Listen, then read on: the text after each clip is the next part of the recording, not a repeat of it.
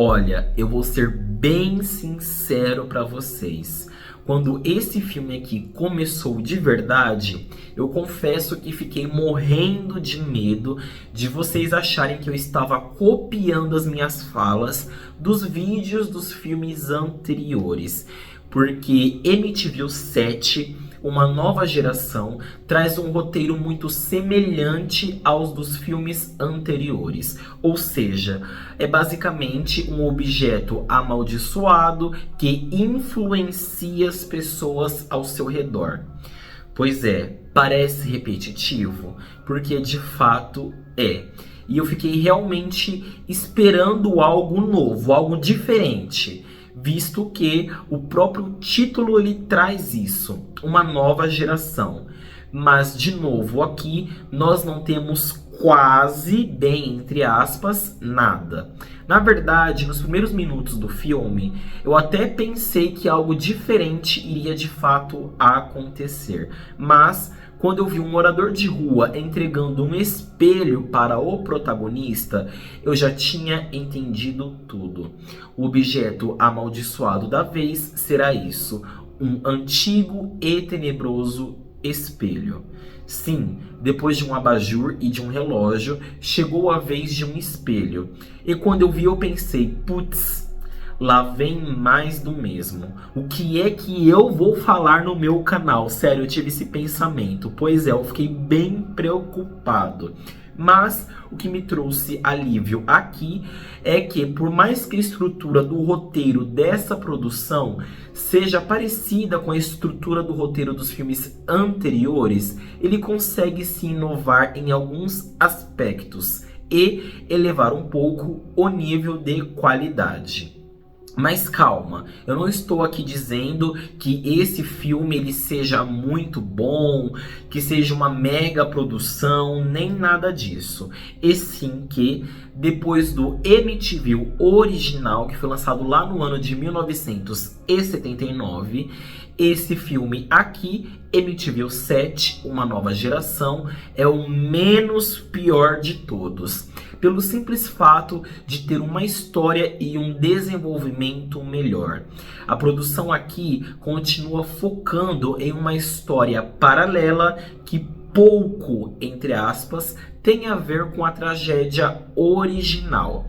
Mas essa forma em que essa história paralela ela é abordada foi bem mais desenvolvida do que nos longas anteriores. Então, como eu já havia mencionado, não é que o filme ele seja muito melhor do que os filmes passados, mas ele é sim um pouco mais desenvolvido. Ele consegue trazer uma carga dramática melhor, consegue trazer suspense, tem doses de mistério, um pouco de ação e até mesmo investigação policial. Eu só espero que o próximo filme, né, o 8º dessa franquia, ele tenha um foco diferente desses últimos, em que a história gira em torno de um objeto amaldiçoado. Porque, sinceramente, pra mim já chega. Quando esse 7º filme aqui começou a se desenrolar, mostrando que a história giraria em torno de um espelho, eu realmente suspirei fundo e pensei, bom, vamos lá, né? Não tem muito o que se fazer. Mas enfim, voltando ao foco do filme, um dos grandes destaques aqui que eu considerei muito bom foi que, como eu já havia mencionado, existe uma investigação policial que faz com que você fique mais atento à história. E talvez essa investigação policial seja o ponto mais alto desse longa. Principalmente quando descobrimos que um certo personagem do filme ele tem ligação direta com a tragédia que aconteceu lá nos anos 70. Como eu já havia mencionado, o filme ele consegue trazer sim uma certa inovação para a franquia que estava extremamente carente de inovações, acertando sim em alguns pontos e escorregando em outros, deixando algumas dúvidas e algumas questões em aberto no ar. Então, dá pra dizer que essa produção é um verdadeiro misto de coisas boas e ruins, de coisas novas e de coisas repetitivas, que fazem com que o resultado final seja um pouquinho melhor do que os filmes anteriores. Daria para muita coisa ser mais explorada? Com certeza. Daria para muita coisa ser mais aprofundada? Com certeza. Mas é o que temos. No fim, MTV7, uma nova geração, tinha um potencial gigantesco que foi subutilizado, talvez por pressa ou talvez por falta de visão ou até mesmo de criatividade. Sinceramente, eu não sei.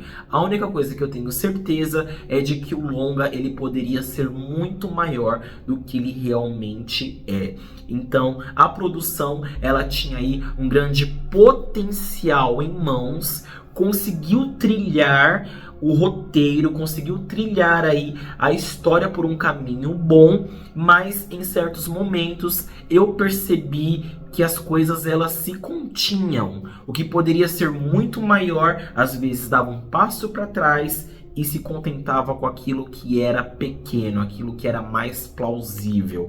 Daria para esse filme ser um filme muito gigantesco, muito maior, mas eu não sei o que de fato aconteceu, que ele ficou dessa forma. A sensação que eu tenho é que ele foi podado, é que ele foi capado e que tinham aí outras possibilidades para serem abordadas. Mas a sensação que eu tenho é essa. Talvez os cortes finais do filme, as edições, tenham tirado e desperdiçado muito material bom? Sim.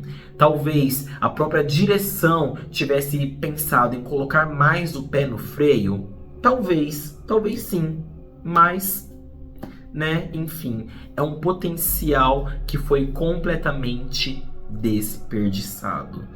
Meu nome é o Eric Pedro, esse é o canal Terrornologia. Se você gostou desse vídeo, por favor, curta, se inscreva no canal, porque assim você me incentiva muito a continuar investindo aqui no YouTube. Muito obrigado, até a próxima e tchau!